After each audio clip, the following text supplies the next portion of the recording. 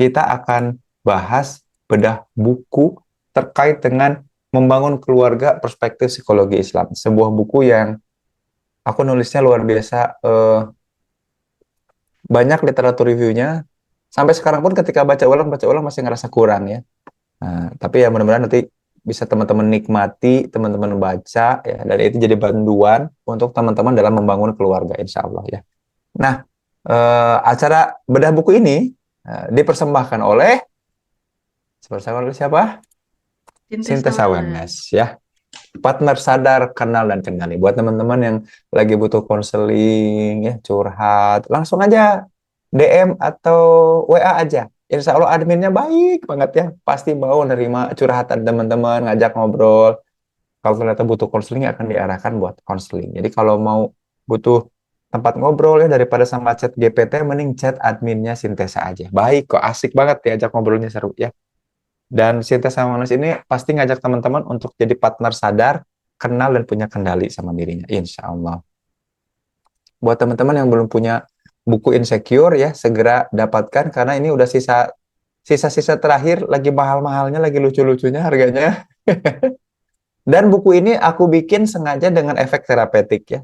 Kalau teman-teman baca ini, lagi kondisi insecure, pasti jadi, pokoknya lagi kondisi yang kurang baik, jadi pasti baik. Karena aku nulis ini itu pakai eksperimen, teman-teman.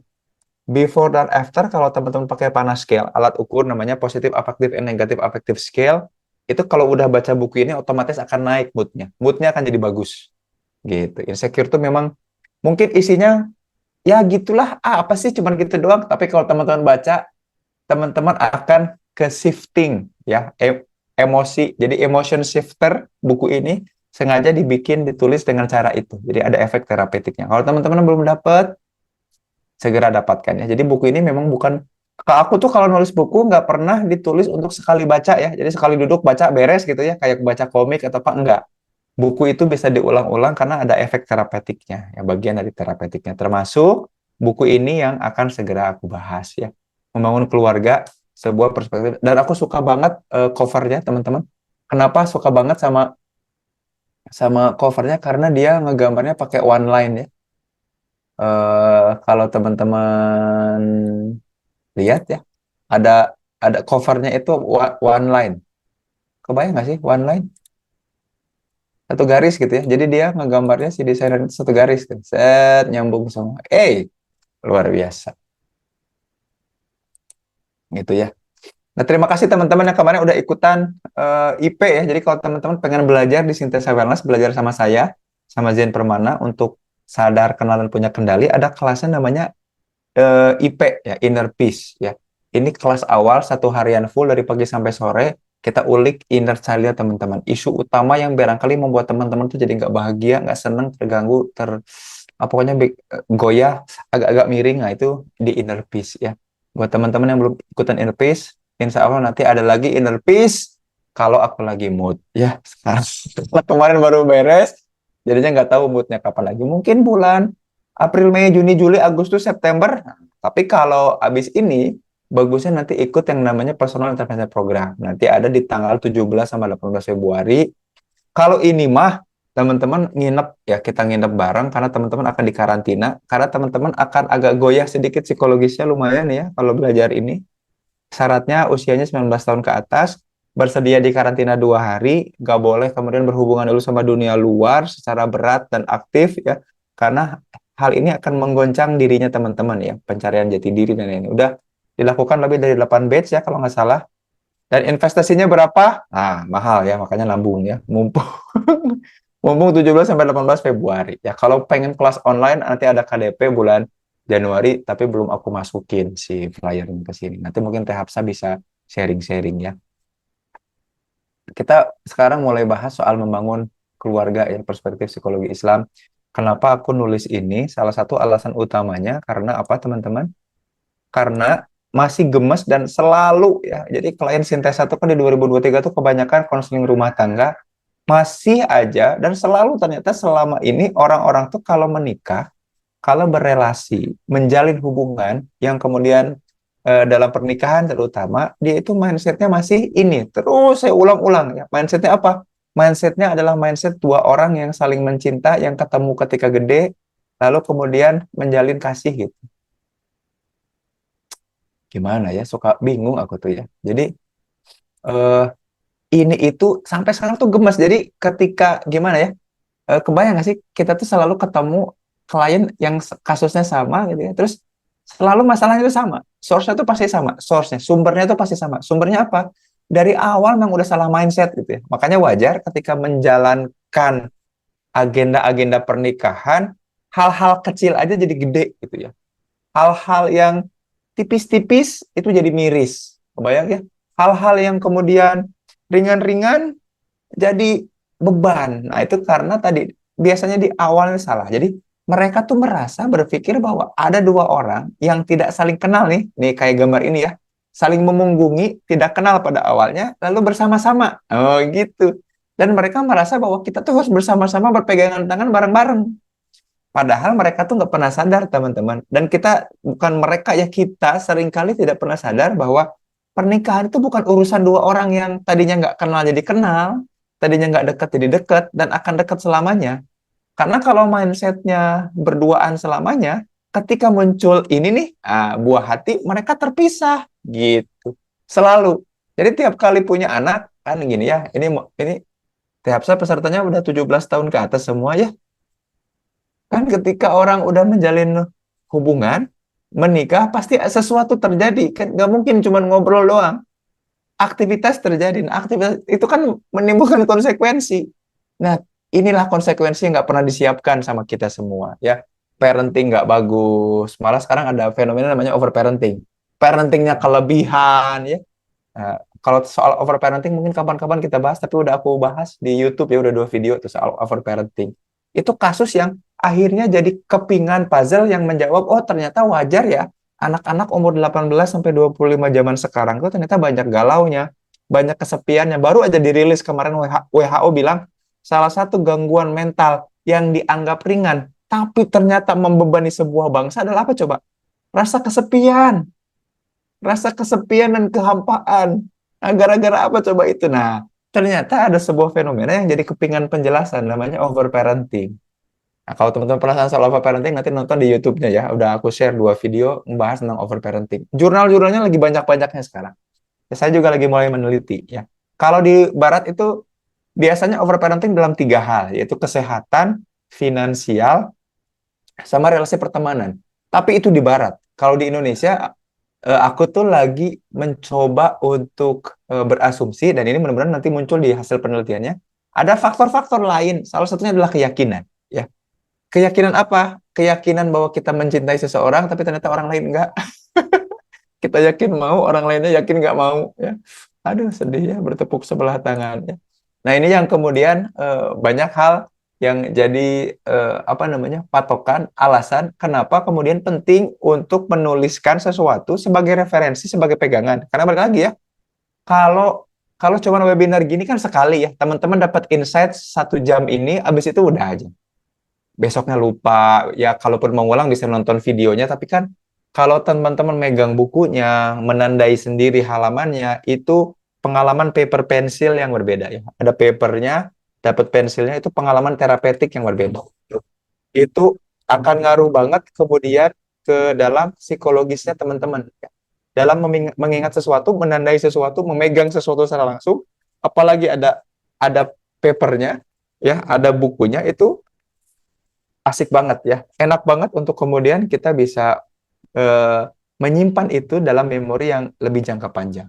Nah, makanya kemudian aku merasa bahwa menulis buku itu penting dan mendeliver value-value dan tersimpan dalam sebuah buku yang bisa teman-teman pegang selalu. Ya makanya kalau lagi insecure, lagi ngerasa gagal, lagi dibully orang, lagi sakit hati dan tersinggung sama orang, baca Insecure, buka aja secara acak chapter manapun, teman-teman nanti satu chapter itu akan menemukan, akan menterapi diri dengan baca itu, teman-teman akan nge-shifting.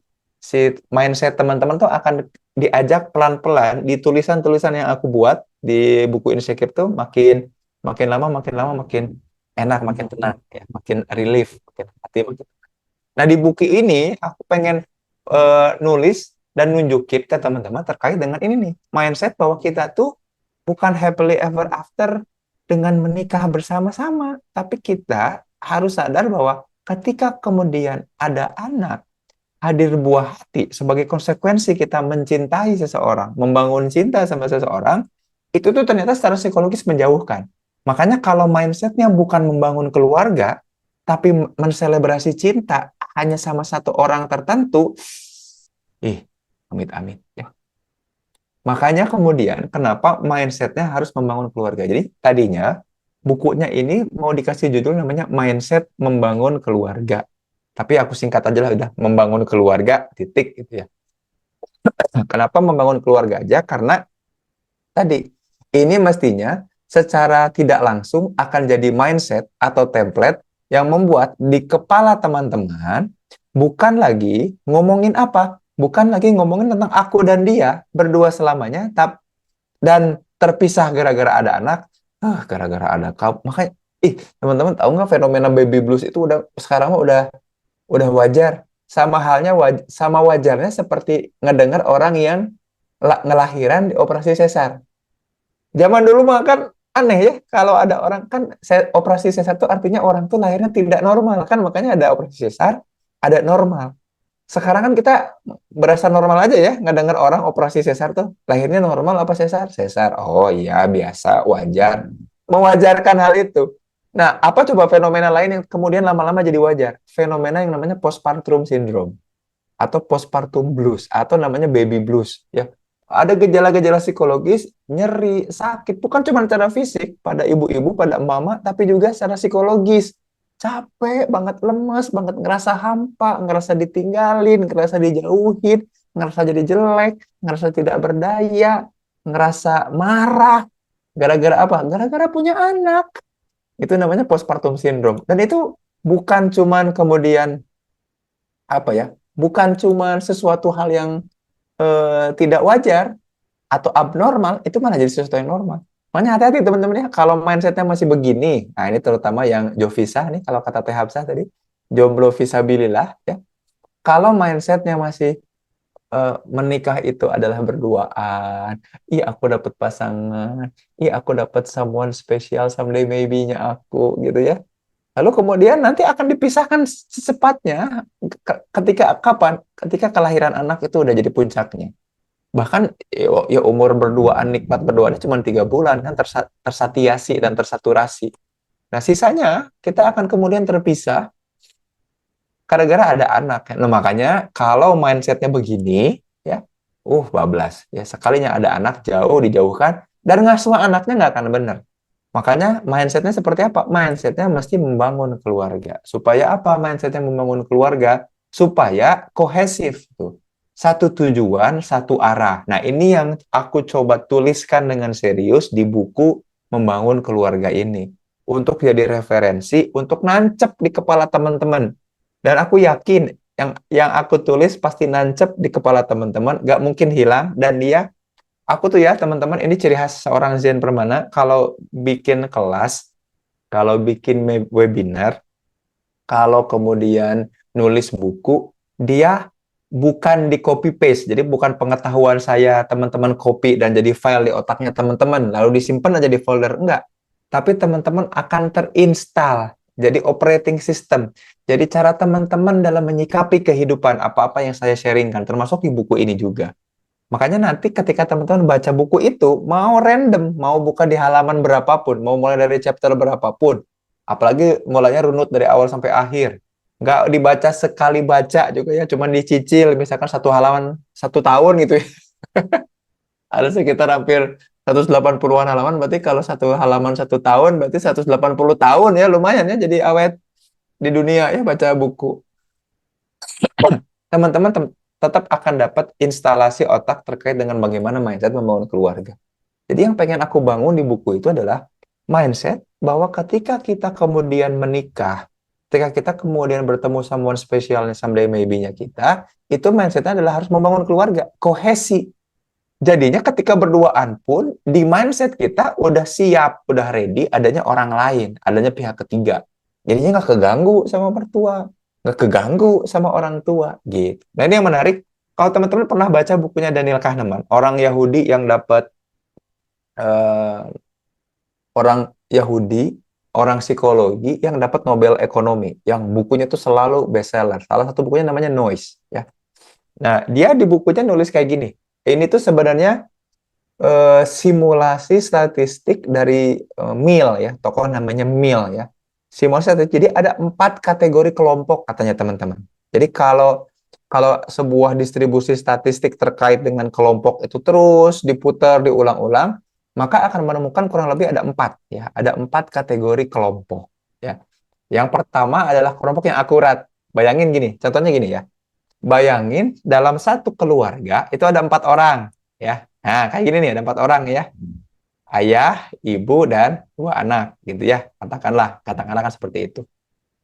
Ayah, ibu, dan 2 anak. Lalu kemudian, nah anggaplah si target yang di tengah ini adalah target di mana mestinya keluarga itu berkumpul. Ya, katakanlah kalau kita sebagai muslim misalkan ya, target di tengah berkumpulnya adalah apa? Jannah, ya, masuk surga. Ya. Maka perilaku keempatnya akan kohesif. Jadi kalau mindsetnya membangun rumah tangga, nih, kalau mindsetnya kohesif nih, yang ini nih, mindsetnya saling mengikat dengan ikatan yang kemudian penerimaan, nanti ikatan yang di buku tuh akan dibahas lebih detail, maka mereka akan masuk ke yang ini, akurat. Goals apapun yang divisi misikan oleh keluarga itu akan akurat. Gitu ya. Makanya barangkali kan kita mengidam-idamkan keluarga yang pada kompak, sukses ya, satu sama lain saling menunjang ya. Keluarga politikus, politikus semua ya, bapaknya presiden, anaknya jadi pengen jadi wakil presiden. Wah, luar biasa ya. Segala macam cara pokoknya harus akurat aja kan gitu ya. Itu bagus ya di satu sisi ya, keren ya. Atau keluarga jadi calon legislatif, luar biasa ya, akurat tuh. Keluarga punya goals yang sama, punya tempat yang sama. Mereka akan terpolarisasi pada satu titik yang sama. Nah, gitu. Tapi ada juga yang bias nih teman-teman. Malah melenceng, lihat ya yang kedua. Malah melenceng dari target utama. Ya keluarga-keluarga yang memang gitu ya sengaja, tapi tetap kompak, bayang ya. Nah, makanya hati-hati, walaupun kompak nih, walaupun ternyata kohesif, tapi tetap harus diarahkan. Bayang ya. Makanya nanti yang ada di buku yang saya tulis, yang aku tulis, bukan hanya ngajak teman-teman supaya punya mindset membangun keluarga, tapi membangun keluarganya yang terarah gitu ya, yang akurat, bukan yang bias gitu. Nah, yang ketiga, ada tipe yang kemudian tim atau kelompok itu yang noisy, ya. Noisy itu kalau istilah ilmiahnya tepararugu, pacorok kokot baragajul, ya. Enggak jelas pokoknya. Yang satu kemana, bapaknya mau kemana, ibunya mau kemana, anaknya mau kemana, nggak jelas. Ya, barangkali ini disebut dengan keluarga yang liberal, ya. Ya, dibebaskan sebebas-bebasnya ke arah manapun gitu. Nggak jelas mau kemana. Ya, walaupun mereka tetap ya tujuannya pengen ke tengah, tapi tetap arahnya yang berbeda tuh kan, menarik nih. Ini yang nggak kohesif, ini yang satu-satu, ini yang masing-masing. Berat ini ya mengkomunikasikannya, potensi konfliknya tinggi, ya, gitu. Ini yang kemudian jadi pertimbangan aku buat nulis lebih detail terkait dengan bagaimana sebetulnya membangun keluarga tuh mestinya seperti apa dan terinstal di dalam teman-teman seperti apa. Dan yang terakhir, yang keempat, bukan cuman bukan cuman ini yang luar biasa ya. Bukan cuman noisy, tapi juga biased. Jadi dia bukan cuman noisy, tidak kohesif, tidak bareng-bareng, tidak sama-sama, tapi juga mereka arahnya tuh arah yang menjauh gitu ya. Barangkali cuman ibunya yang soleh gitu ya. Orang-orang lainnya malah pergi melenceng, tapi arahnya yang sama. Kebayangnya keturunannya kemudian makin keluar jalur. Nah, itu yang kemudian saya tuh pengen banget, aku tuh pengen banget menuliskan satu buku yang menginstal ke teman-teman sebuah mindset membangun keluarga yang bukan cuman kohesif, tapi kohesifnya dalam kebaikan. Gitu. Habis ini mudah-mudahan jelas ya, aman ya teman-teman semua ya. Nah, nanti kalau ada pertanyaan share aja di kolom chat ya, atau mau curhat sekalian boleh. Nah, aku bakalan bahas satu-satu yang ada di bab di buku ini ya, di buku Membangun Keluarga supaya teman-teman nanti punya gambaran. Nanti aku akan diinstalkan apa. Jadi jadi walaupun aku udah tahu apa gambaran isi bukunya seperti apa, tapi tetap teman-teman tidak akan mengalami proses instalasi kan, tetap harus download dulu. Downloadnya adalah apa? Beli bukunya. Terus membacanya adalah menginstalkannya, kurang lebih begitu ya. S3 marketing gitu ya. Jadi teman-teman harus punya punya bukunya ya. Aku baru nanda tangan berapa? 50 ya.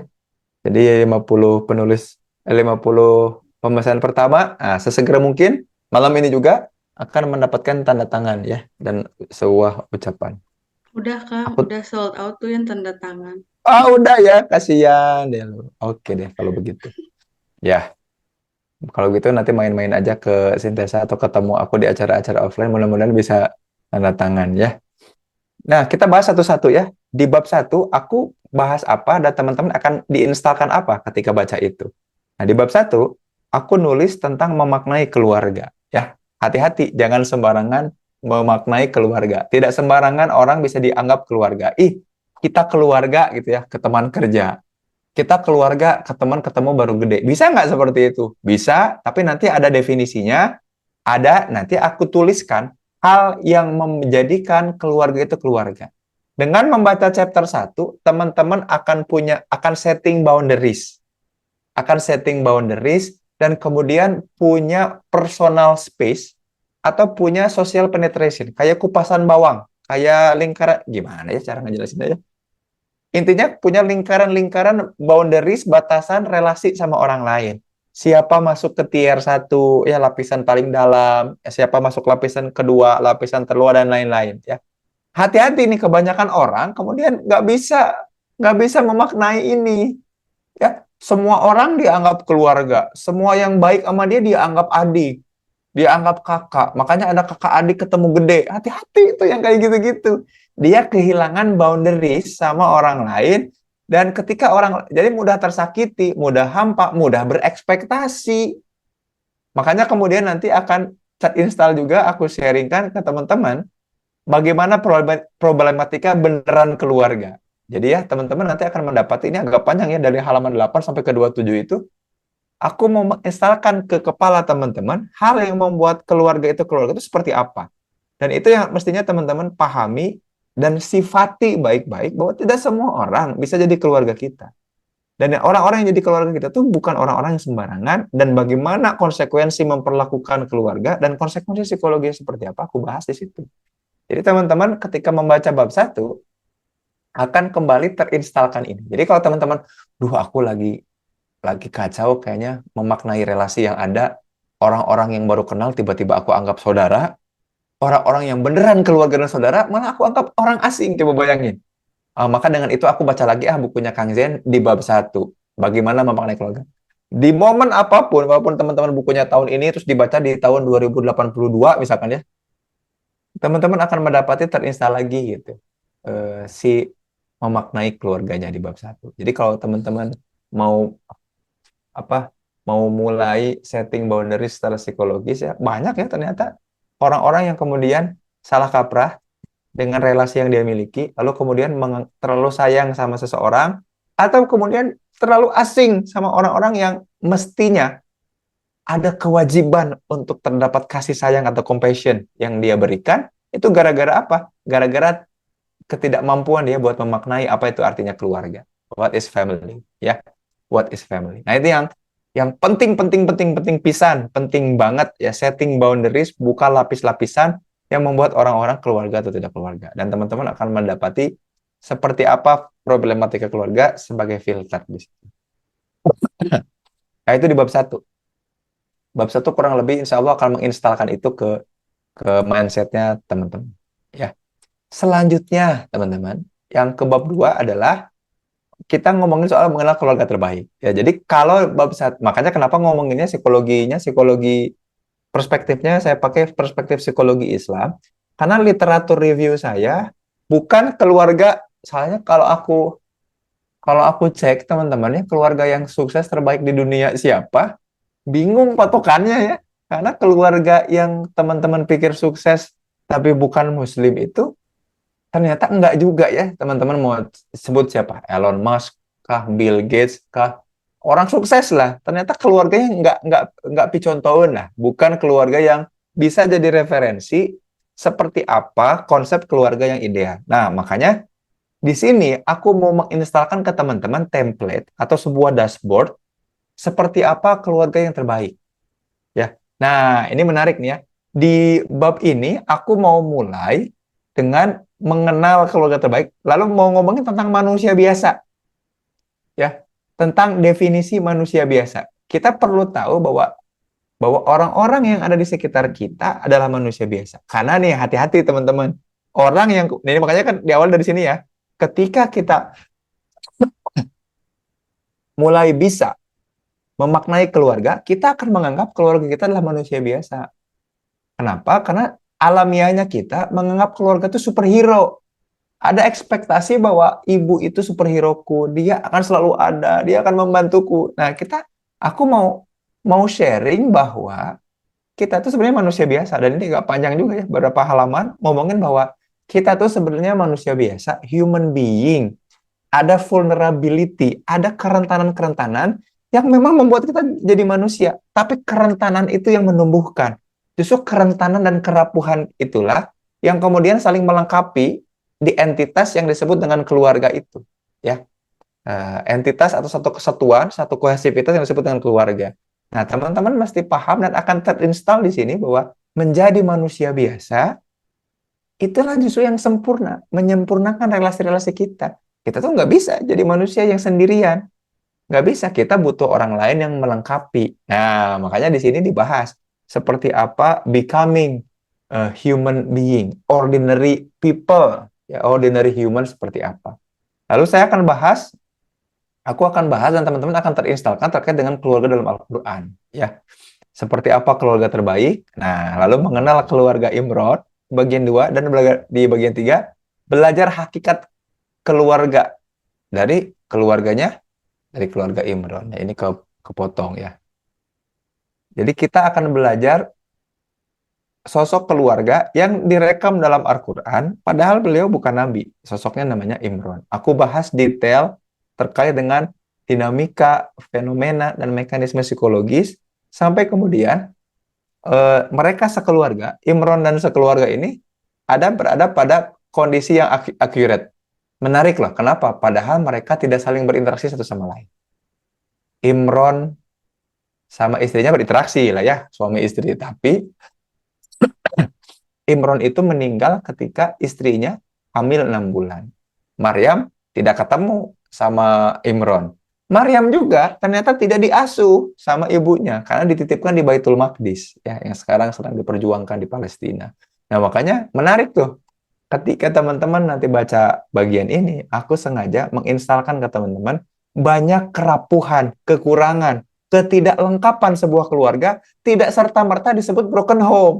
Hati-hati. Bahkan keluarga terbaik adalah keluarga yang ternyata tidak bertemu sama sekali, yang barangkali dalam persepsi kita disebut sebagai keluarga yang broken, gitu, ya. Nah, ini teman-teman akan menemukan di bab ini.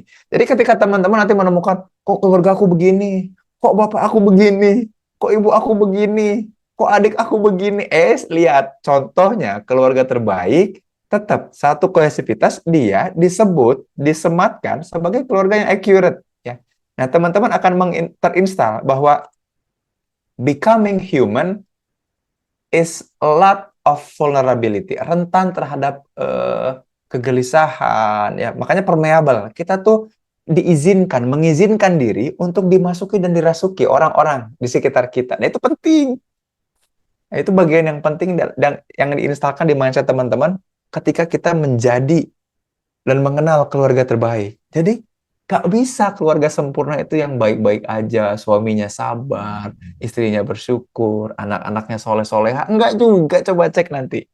Makanya itu benar-benar terinstall di mindset teman-teman bahwa yang dimaksud keluarga terbaik adalah keluarga yang nanti aku share banyak di sini, yang membuat teman-teman dapat hikmah dan insight seperti apa sebetulnya betul-betul membangun keluarga yang beneran terbaik. Gitu teman-teman, ya.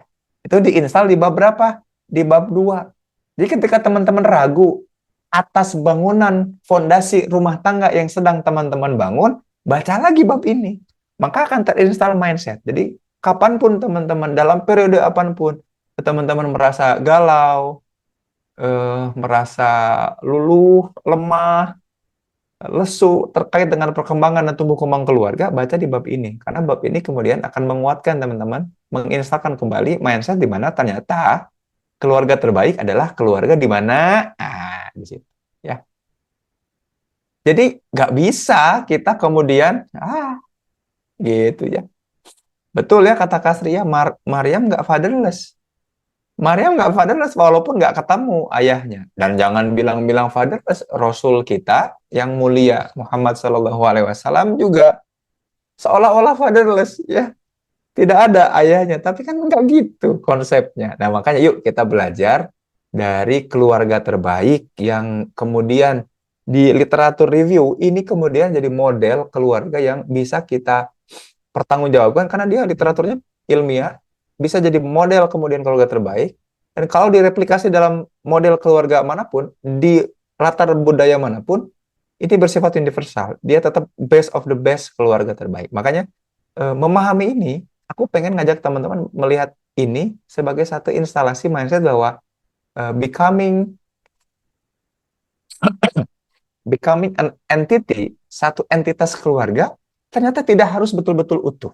Ya, kehilangan salah satu tidak membuat kita tuh jadi keluarga yang rapuh, tidak membuat keluarga kita tuh broken, ya seperti seperti apa namanya anggapan umum broken home seperti apa? Nggak seperti itu, ya. Gitu. Itu di bab 2. Sampai sini makin kepo ya sama bukunya ya?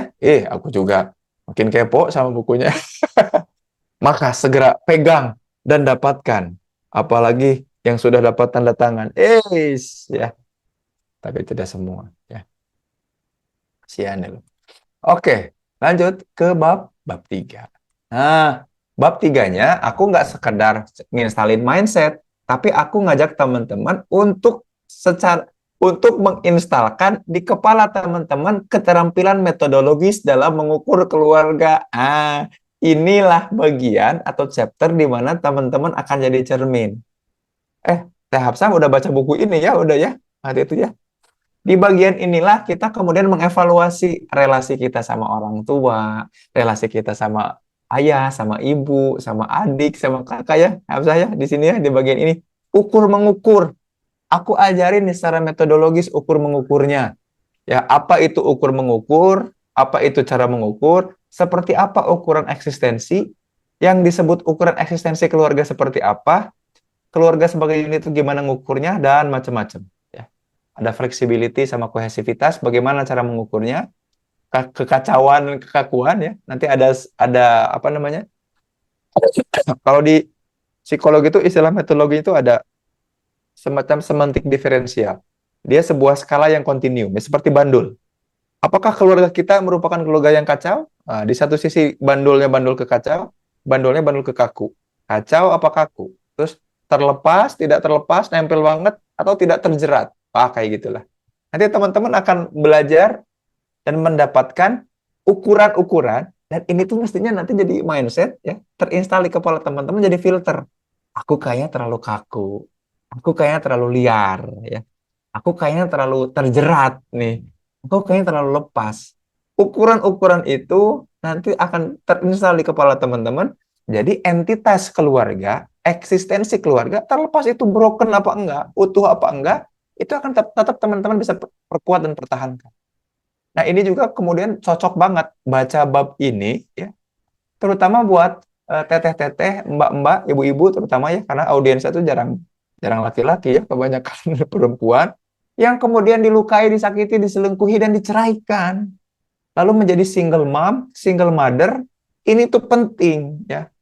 Menjaga bandul pada titik keseimbangan bahwa tidak terlalu kacau dan tidak terlalu kaku, tidak terlepas tapi juga tidak terjerat, itu akan terinstal di mindsetnya teman-teman untuk kemudian, beginilah cara kemudian mengukur balance atau kesehatan keluarga, gitu ya. Hati-hati ya, waspada. Jangan banget kita kemudian jangan banget kita menjudge diri kita tapi nggak jelas ukuran satuannya, lalu nggak tahu harus kemana kan gitu ya. Duh, aku ternyata orangnya A ya. Terus kalau udah A gimana?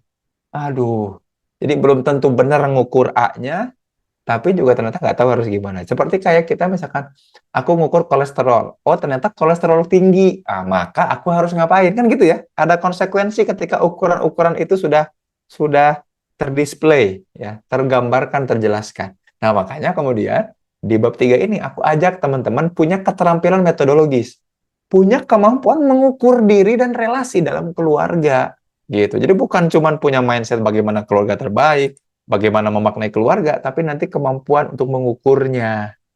Kalau udah diukur gimana? Terus diapain? Ya dibangun. Dibangun di mana? Di bab 4 dong, Cin. Ya. Di bab 4 itu nanti ngomongin soal komunikasi dan keterampilan-keterampilan memfasilitasi. Apa yang harus aku latih, aku lakukan, aku bangun, untuk kemudian, kalau nih aku udah dapat ukuran-ukuran ini, apa yang perlu aku lakukan di fasilitasi dan penutup. Jadi teman-teman, penutupnya apa coba? Kalau kita pengen kaya, pengen berkah, nggak pernah gara-gara kita sendiri gitu ya. Ah, aku pengen kaya, yang penting aku rajin kerja, nggak bisa ngebangun keluarga. Ah, aku pengen berkah, pengen tiap kali keluar rumah, ketemunya tuh lampu hijau terus, nggak pengen ketemu lampu merah. Artinya ada keberkahan tuh, titiknya salah satunya. Gimana caranya? Apakah harus berangkat lebih pagi? Kan enggak ya, itu kan soal peluang.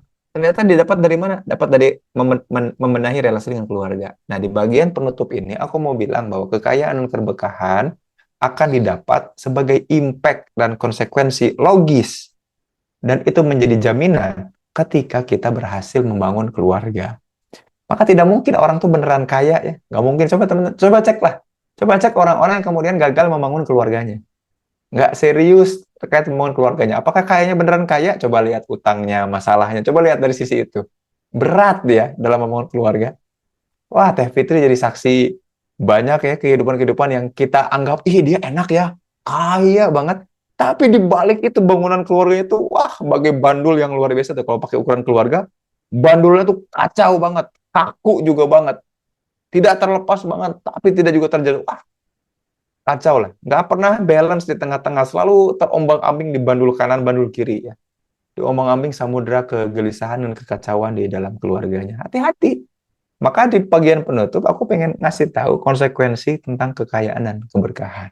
Konsekuensi itu yang kemudian jadi jaminan dan jadi bagian terkait kehidupan kita nanti di masa depan. Begitu kurang lebih.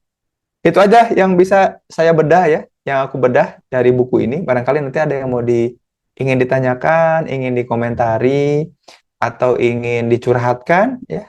Mumpung masih ada waktu, alhamdulillah, nanti bisa di-sharingkan. Nah, tapi sebelum kita ke sesi diskusi ya, Teh Hafsah, barangkali nanti ada pertanyaan, aku mau spill dulu, teman-teman, ya. Insya Allah bulan Desember ya berarti ya, bulan depan tuh ya, monthly class-nya, kita akan monthly class atau webinar ngebahas tentang aroma dan psikologi ya. Aroma dan psikologi. Karena ternyata satu indera ini itu sangat mempengaruhi psikologis kita. Jadi kalau kita pikir dengan melihat sesuatu, kita jadi seneng, pengen, suka gitu ya. Dengan meraba sesuatu, kita jadi pengen, seneng, suka, dan ngaruh ke mood kita, ternyata enggak. Ternyata fakta-fakta psikologis membuktikan bahwa ada satu penginderaan yang selalu lalai dan luput, padahal itulah sebetulnya betul-betul emotion booster atau mood boosternya seseorang. Yaitu apa? Yaitu indera penciuman. Ya. Nah, makanya kemarin itu aku bikin riset dan kemudian mencoba menghubungi satu perusahaan yang akhirnya kita kerjasama bareng untuk membuat sesuatu, yang nanti bulan depan juga aku promokan, teman-teman. Tapi ini aku spill dari awal. Jadi bulan depan kita akan ngomongin di monthly class-nya, ngomongin tentang aroma dan psikologi, aroma dan psikoterapi, atau aromaterapi sebagai bagian dari potensi mengenal diri. Sekalian juga mau launching ini nih, cus. Siap-siap guys. Ini aku seneng banget, hasil riset luar biasa. Jadi ternyata ada aroma-aroma tertentu yang membangkitkan nostalgia dan makin mengenal sama diri dan emosi kita. Nah, aroma-aroma itu aku seriusin untuk kemudian kita kaji, kita gali macam aroma seperti apa. Jadi gini, kalau ngeliat orang makan mie, ya kita pengen ikut makan mie, tapi mencium aroma mie, itu jauh beda efek psikologisnya, membuat kita ngiler dan pengen banget tuh ketika mencium aroma. Nah, ternyata ada aroma-aroma yang membuat kita makin kenal sama diri kita. Dan racikan itu jelas, nyata, dan ada. Bernostalgia sama versi dan sisi terbaik sama diri kita. Dan juga, nah kalau yang ini yang inner sense ya, mengaktifkan dan makin membuat kita kenal dan percaya sama diri kita, pede gitu ya. Kalau sensation, ada aroma-aroma yang kemudian membuat kita tuh terdorong dan mengaktifasi skema diri. Itu aku sengaja ngulik, nyari macam-macam aroma. Nanti insya Allah bulan depan aku share ya. Secara literatur review, metodologis, seperti apa aroma ini jarang banget diseriusin. Ya Allah ya Rob. Tapi itu bulan depan aja. Ya, kita bahas dulu membangun keluarga. Tapi teman-teman siap-siap, karena ini cuma diproduksi sekali doang. Cuma diproduksi sekali doang. Jadi mungkin di tahun 2024 cuma diproduksi nanti bulan Januari atau Februarian aja ya. Habis itu nggak ada lagi. Jadi nggak bisa nyetok gitu ya. Karena namanya juga hasil eksperimen ya, hasil riset dengan luar biasa. Dan ini juga pasti tidak akan murah ya. Pasti tidak akan murah teman-teman. Tapi siap-siap aja. Mendapatkan sebuah aroma-aroma yang membangkitkan, membuat kita makin kenal dan bernostalgia sama versi terbaik diri, sehingga kita pede. Dan satu lagi, aroma-aroma yang secara psikologis akan mengaktifkan skema-skema diri, sehingga ketika kita berinteraksi, orang tuh akan terinfluence dengan skema diri kita. Kalau teman-teman pernah ikutan personal intervention program, PIP pasti tahu apa yang dimaksud skema diri ya. Ini aku nemu formula untuk mengaktifkan skema diri itu. Udahlah, kepanjangan. Mari kita bahas buku Membangun Keluarga. Silakan, saya kembalikan ke Teh Hafsah. Baik, terima kasih Kang Zain. Sekarang kita buka ya sesi tanya jawab yang sepertinya sudah ada yang mengacungkan diri, mengacungkan tangannya. Kak Nurul silakan. Boleh untuk disampaikan pertanyaannya ataupun curhatannya. Oke, terima kasih atas kesempatannya, Teh. Em, Boleh nggak ya 2 pertanyaan? Oke. Boleh. Kan belum tentu dua-duanya dijawab ya.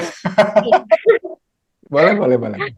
Oke, yang pertama kan kita kan sebagai single lillah gitu. Kita tuh pengen ketika kita membangun keluarga, pastinya kita yang perempuan ini, yang akhwat ini udah berusaha gitu untuk mempelajari tentang gimana sih ya kayak sekarang ini kita belajar tentang gimana sih membangun keluarga dalam perspektif psikologi Islam. Tapi kan mungkin nanti kita ketemu orang yang belum belajar ke sana gitu.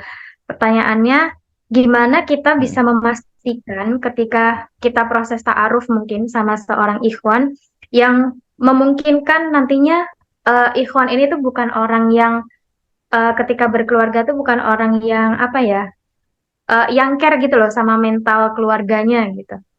Hmm. Tuh. Itu sih yang pertama. Oke. Terus yang kedua, mau dijawab dulu kan? Nggak apa-apa, sekalian aja yang kedua.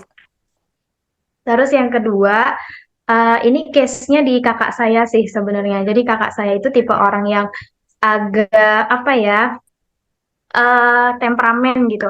Orangnya galak, terus kalau ngomong ketus gitu.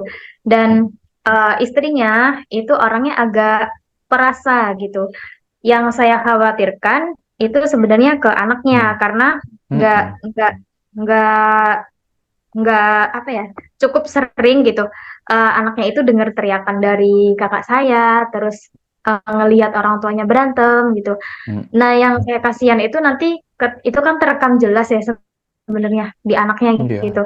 Yang saya khawatir tuh di situ gitu, takut nanti ponakan saya tuh jadinya terganggu gitu.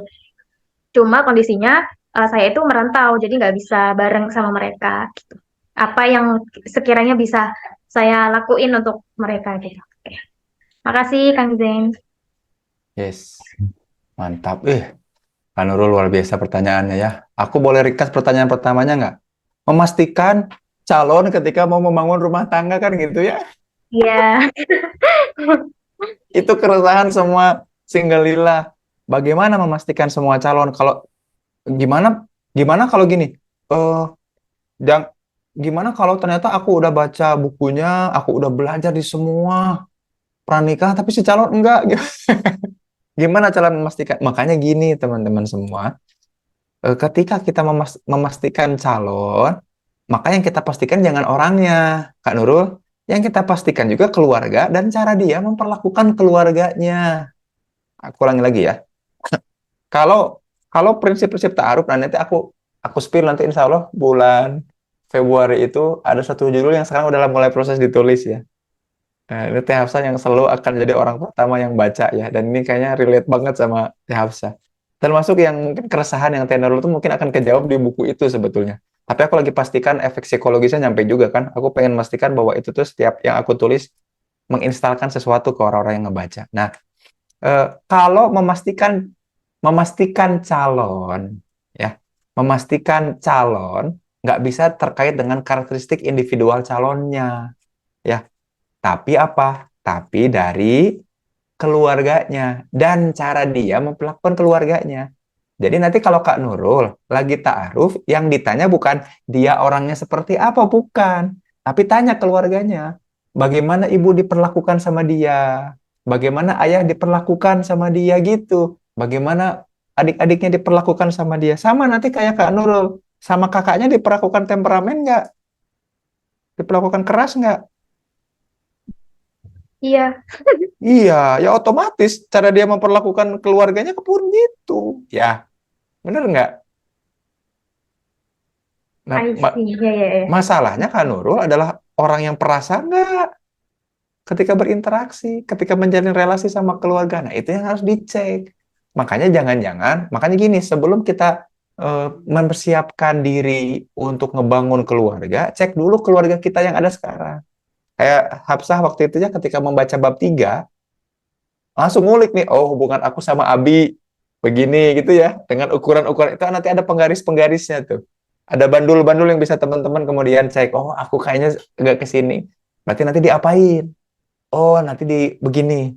Oh berarti nanti diapain? Nah itu nanti ngaruh kan Nurul gitu ya. Nah gitu nomor satu tuh mudah-mudahan kejawab ya. Jadi jangan pernah kita bertaruh memastikan orangnya, mengulik-ulik tentang orangnya, yang kita harus pastikan keluarganya. Ya, dan cara dia memperlakukan keluarganya. Dan cara dia diperlakukan juga oleh keluarganya. Itu yang pertama. Pertanyaan nomor dua. Kalau kakak nih, kebetulan kakaknya temperamen dan keras. Memang wataknya seperti itu. Istrinya perasa. Sehingga selalu terjadi persilangan lah ya. Persilangan perlakuan. Gimana nih kalau anaknya kemudian. Nah, makanya kalau teman-teman ikut Inner Peace kemarin, di Inner Peace aku bahas kayak gini. Semua yang kita lakukan, semua yang kita rekam, itu kemudian yang akan jadi informasi genetis.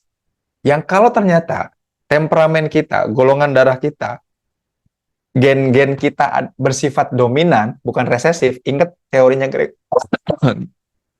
Gregory Mendel ya.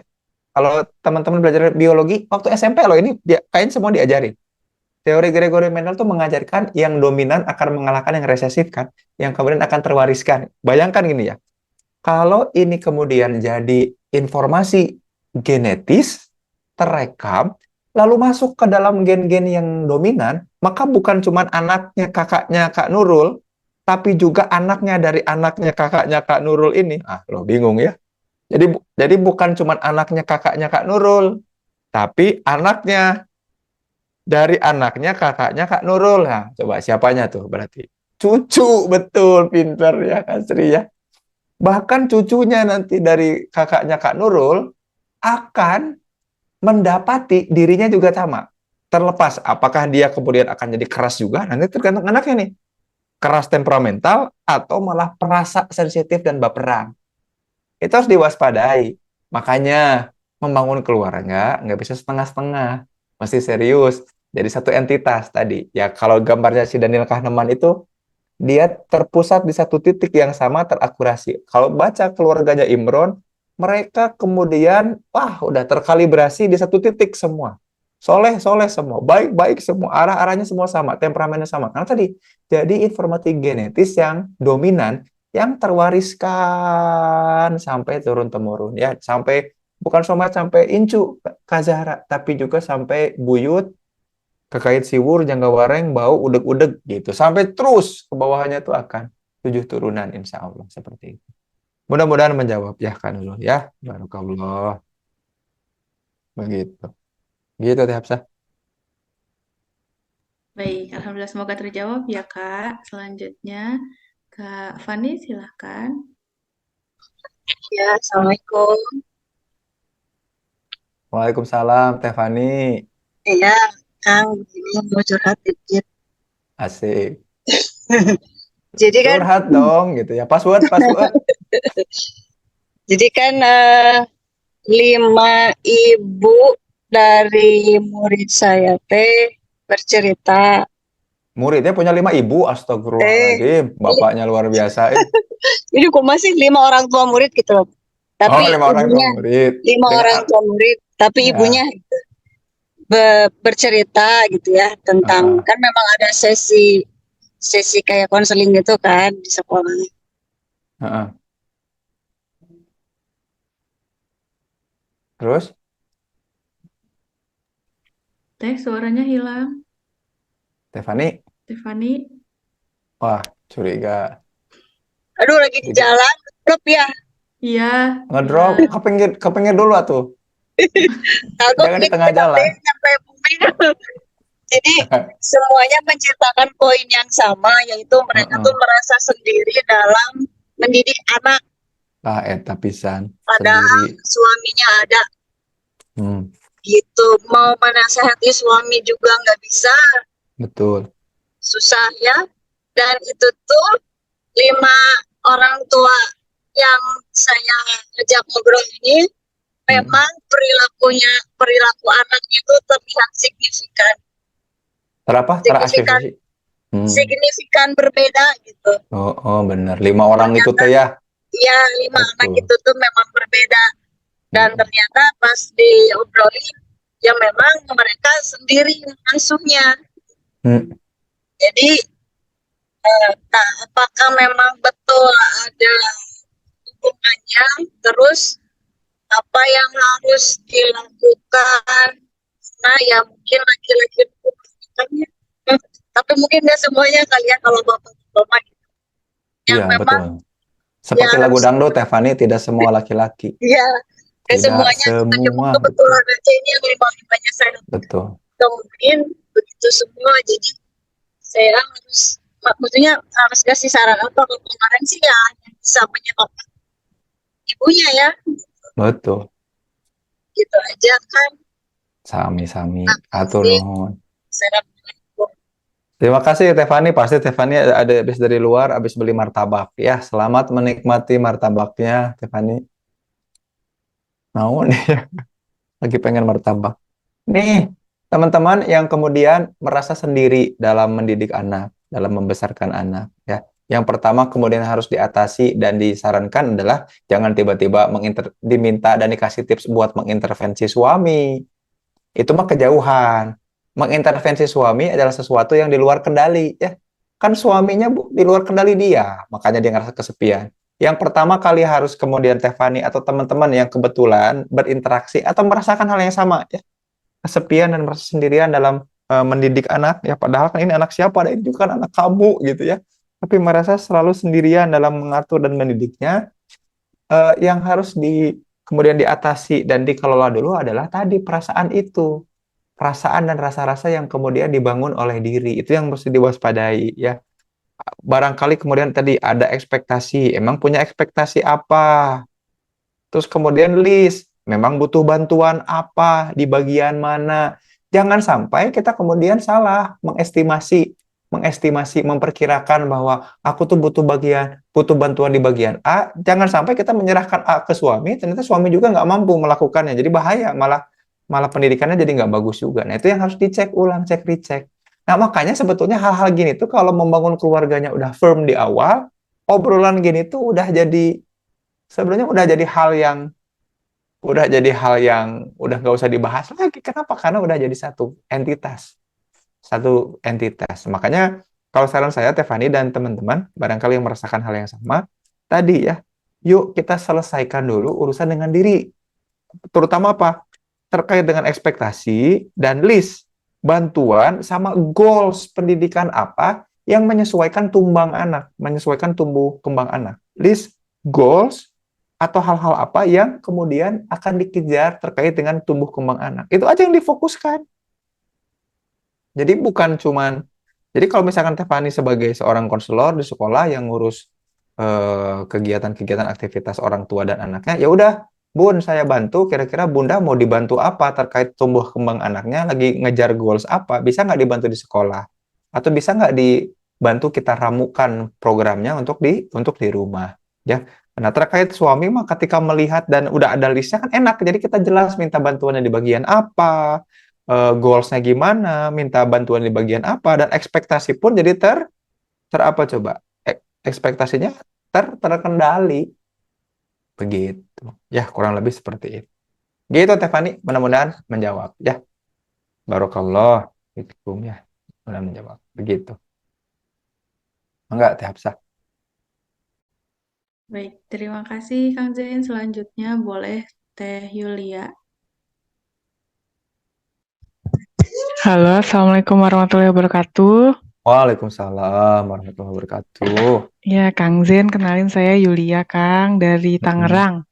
Oh iya, Ya, salam izin kenal. Kang mau tanya, gimana caranya supaya kita suami istri itu sebagai pasangan bisa punya satu vibrasi yang sama, Asik. bisa mau sama-sama belajar untuk bertumbuh lebih baik. Jadi nggak cuman kayak misalnya saya doang nih yang cari ilmu, cari pengetahuan tentang gimana cara jadi keluarga yang baik tuh gimana, terus mengendalikan emosi yang baik tuh gimana, mencari tahu tentang ilmu psikologi tuh gimana, tapi saya juga pengen suami saya ayo bisa belajar bareng-bareng gitu. Tapi bukan karena disuruh, tapi karena dia punya, supaya dia bisa punya rasa kemauan tumbuh dari rasa Di dalam dirinya. dari dia di dalam dirinya gitu Kang. Itu sih Kang, pengen lebih baik bareng-bareng gitu Kang. Betul. Ya, makasih Gimana Kang. caranya? Aku mau nanya dulu, Kak Yulia. Iya Kang. Punya ini nggak? Punya kebiasaan menyengaja untuk ngobrol berdua setiap hari? Kalau waktu buat ngobrol emang agak jarang sih Kang, soalnya kalau suami itu kerjanya shift-shiftan, ada shift pagi, shift siang, shift malam gitu. Saya juga bekerja, jadi ya emang waktu untuk ngobrolnya sedikit sih. Oh, ya.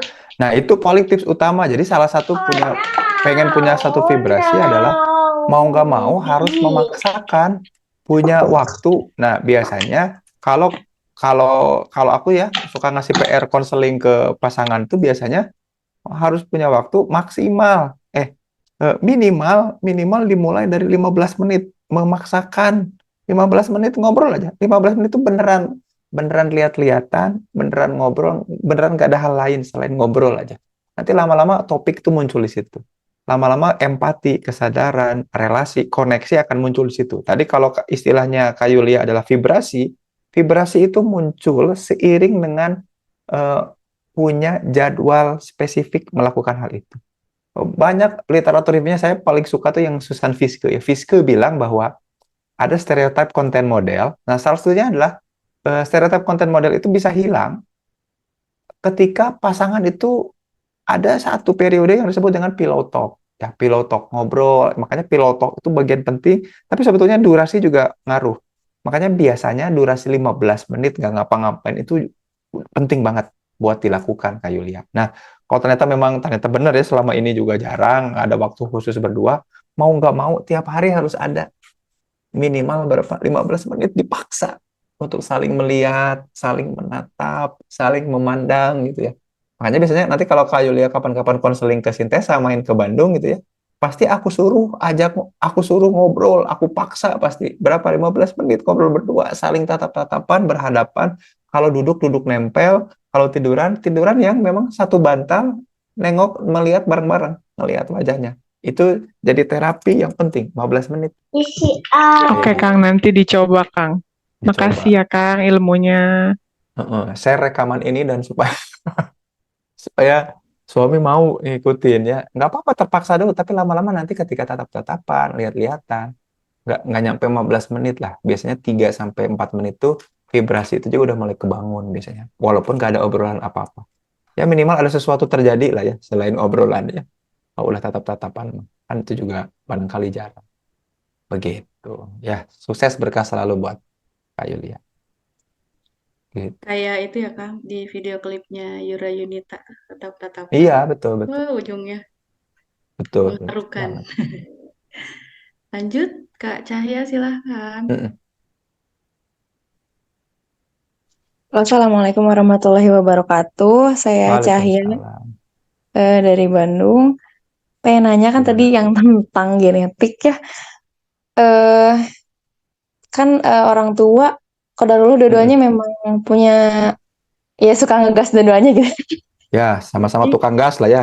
Oke. saya berusaha ngendaliin, tapi kadang kalau misalnya lagi puncak konflik, misalnya saya konflik sama orang, itu suka kayak ke bawah. Oh, jadi tapi alhamdulillahnya perbandingan saya dengan yang sekarang dan dulu, sekarang mah ada sadarnya gitu. Oh iya, tadi hilaf, aduh, tadi Nah, ngegas gitu ya. Tapi saya tuh mau nanyanya gini, bisa nggak sih mm-mm. diubah nggak ya temperamental yang ada di diri saya ini, yang ternyata misalnya ternyata itu genetiknya itu dominan bukan resesif gitu. Bisa nggak ya? Soalnya saya tuh pengennya tuh anak saya tuh apa ya? Ya bahagia gitu, nggak tanpa ada Mm-mm. rekaman rekaman apa ya, memori orang tuanya yang ngegas gitu, pengennya gitu ya. Cuman saya tuh Ya, betul. kalau emang bawaan defaultnya gini, saya juga harus belajar nerima juga sih memang. Cuman saya penasaran Mm-mm. apa kira-kira dari Akang ada apa ya, tips atau saran gitu, atau arahan bahwa apakah bisa nggak ya kira-kira, atau meminimalisirnya gimana ya gitu biar nggak ter ya nggak diturunkan gitu mentalnya, bisa nggak ya kira-kira gitu. Mm-mm. Ya, terima kasih. Itu udah cara yang bagus tadi. Cara yang dilakukan adalah berusaha untuk mengendalikan kecenderungan untuk jadi tukang gas ya. Jadi ketika ada upaya mengendalikan, itu tuh lama-lama jadi informasi genetis dan itu ditampilkan, didisplay, dicontohkan, ya jadi teladan, jadi cara berkomunikasi. Ketika nanti sama suami kemudian melakukan hal yang sama, suami pun ternyata punya kendali yang kurang lebih sama, itu jadi informasi genetis.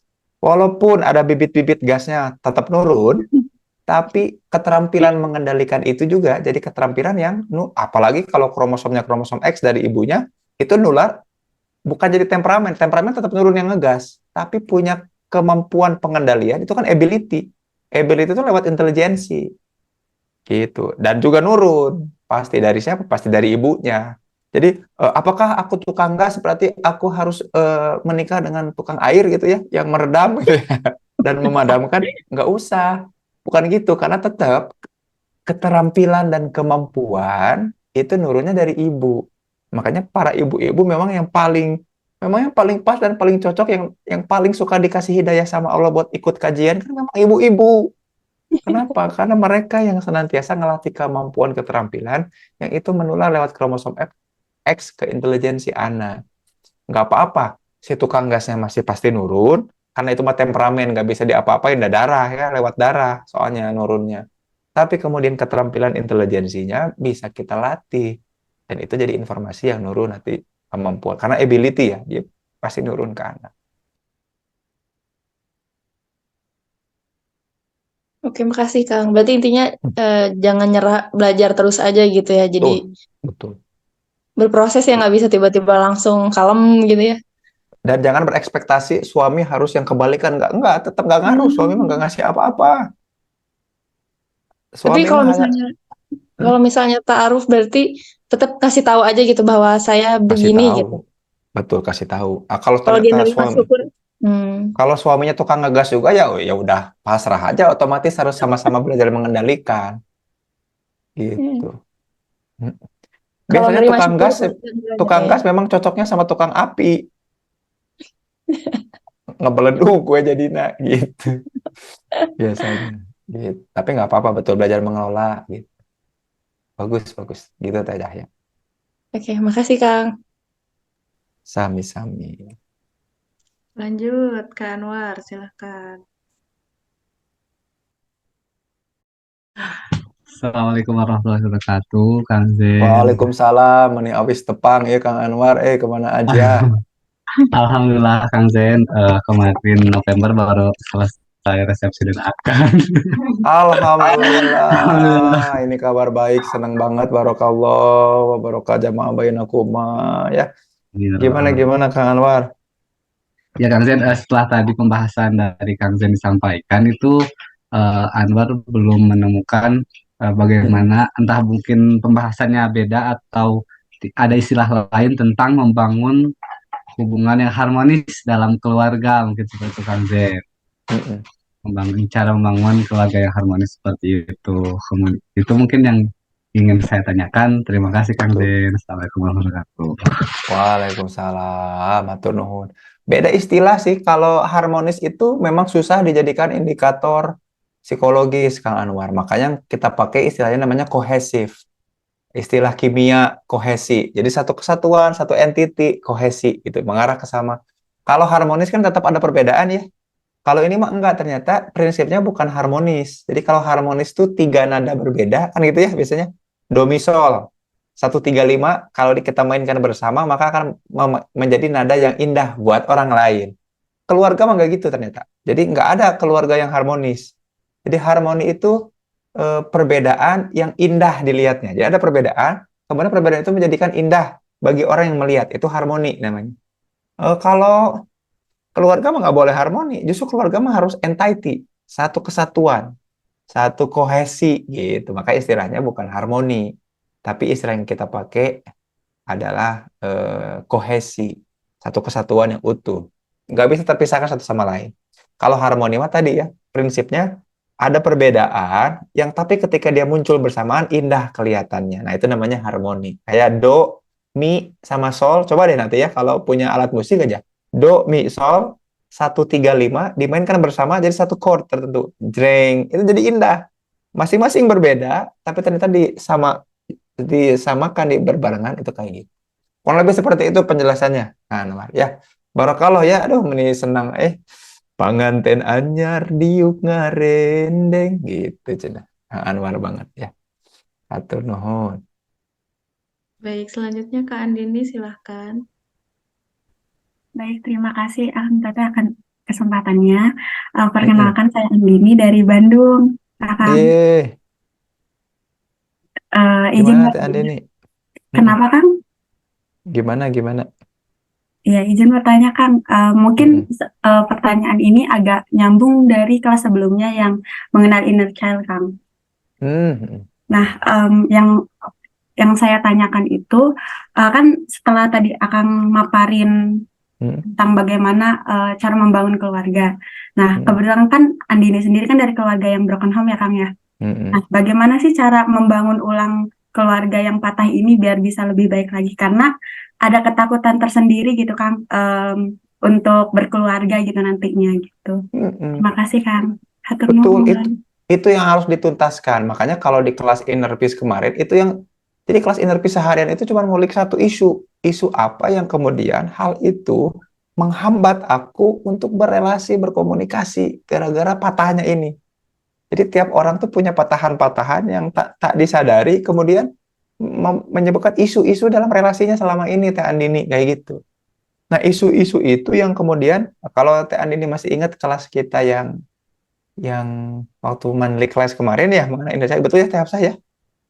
Itu tuh kemudian kita harus ulik tuh jangan sampai inner child kita malah inner child yang negatif bukan yang positif, yang bukan yang maksudnya tuh inner child kita tuh yang dimunculkan dengan kreativitas.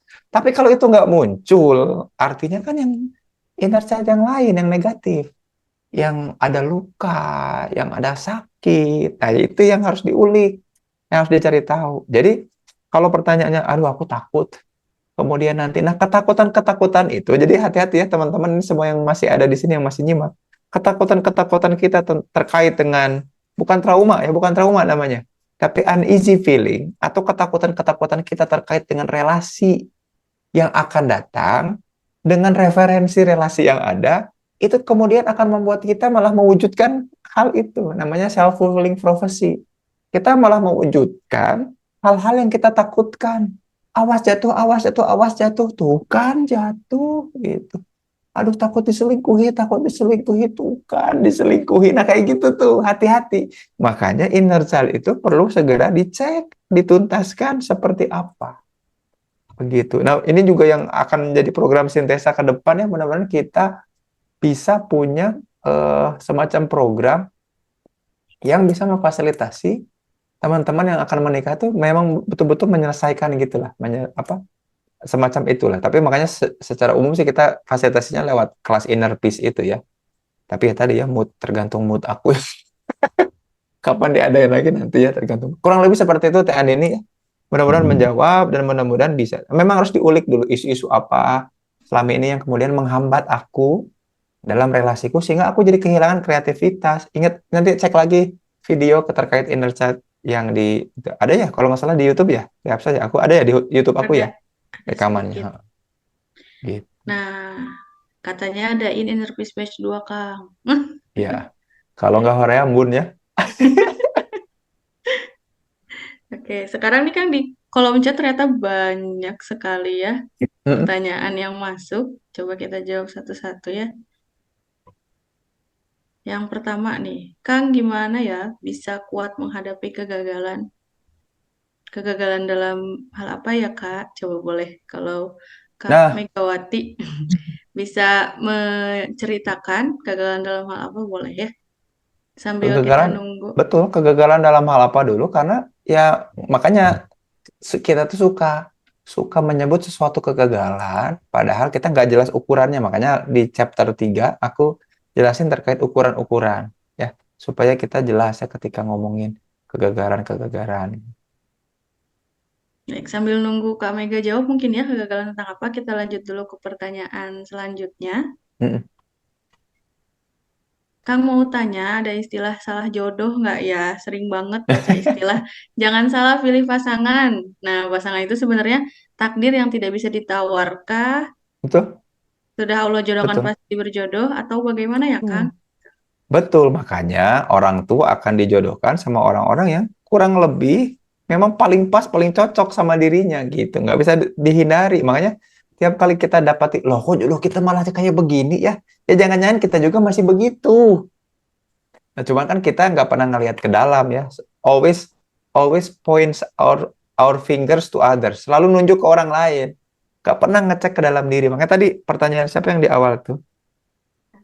Yang merasa sendiri, kata Tefani itu ya, merasa sendiri dalam mendidik anak tuh, jangan dulu ngomongin, ih suami aku mau nggak bantuin ngedidik, kenapa dapet jodoh tuh kayak gini, jangan dulu gitu, tapi cek dulu, emang aku punya ekspektasi apa dalam mendidik, punya goals-goals apa dalam pendidikan anak, bisa nggak itu dikomunikasikan, nah baru ngomong bahwa, oh iya aku sendirian, nggak gitu baru, ya, nah termasuk juga ini, kenapa malah milih itu? Bukan kenapa malah milih itu. Tahu gitu aku nggak nikah sama dia. Nggak gitu. Semua skenario yang udah terjadi itu udah pasti indah buat kita. Nah, ternyata kita mau berubah, dia mah tetap seperti itu kan gitu ya. Kita mau berubah lebih baik, dia tetap di tempat gitu. Jadi kita bersyukur. Oh, jangan-jangan dulu aku begitu, dia mah tetap begini. Ketika aku berubah jadi nggak begitu lagi, dia tetap begini, kita jadi berubah, berbeda. Kayak gitu, nggak pernah ada salah jodoh. Ya, yang ada apakah kita selalu jadi gini, apakah tumbuh kembangnya sendirian apa bareng-bareng?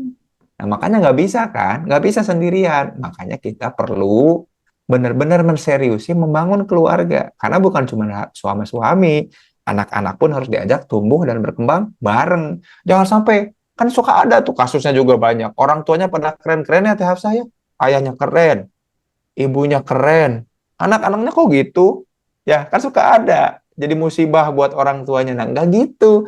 Makanya mindset membangun keluarga ini, aku ajak dan aku pengen instalkan ke teman-teman dalam rangka apa? Supaya kita fair.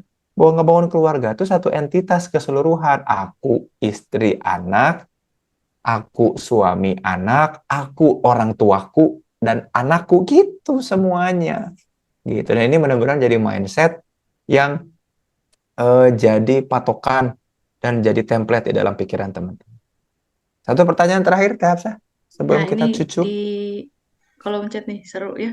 Kang mau nanya, bukankah udah beda generasi? Orang-orang yang keluarganya sukses yang diceritakan Kang Zain. Terus mereka kondisi spiritualnya pun jauh banget dengan kita sekarang. Tentu keluarganya bisa ideal. Gimana tuh, Kang? Betul, bisa jadi ideal, tapi belum tentu juga ya. Maksudnya, makanya kenapa?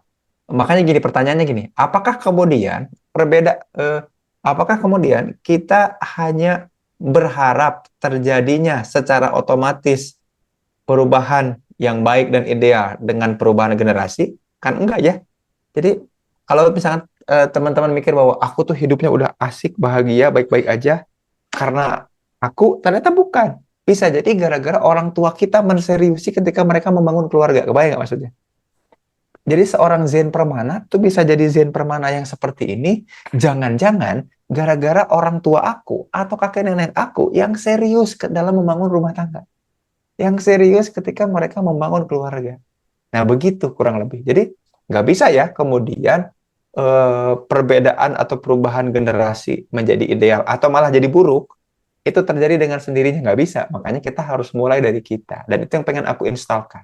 Jangan pernah membiarkan sesuatu terjadi sealamiah mungkin, karena yang alamiah belum tentu fitrah. Karena yang fitrah selalu ngajak kita untuk makin mendekat sama Allah. Insya Allah. Mudah-mudahan itu jadi quotes ya. Asik. Gimana tadi bilang lagi? Jangan membiarkan sesuatu yang terjadi pada keluarga kita terjadi secara alamiah. Karena yang alamiah belum tentu fitrah, dan yang fitrah sudah pasti akan makin mendekatkan kita pada Allah. Itulah kemudian mengapa teman-teman penting untuk punya dan megang dan baca dan menginstalkan pada dirinya masing-masing dan keluarganya buku membangun keluarga. Ya, jangan ditunda-tunda. Nah, karena barangkali nggak apa-apa sih ya ditunda. Gitu. Itu aja ya yang bisa disampaikan. Udah 2126. Hapunten belum bisa kajawab semua. Saya kembalikan ke Teh Hapsah untuk info-info dan pengumuman sudah ditutup ya. Atur nuhun, Allahu a'lam. Mangga Teh Hapsah.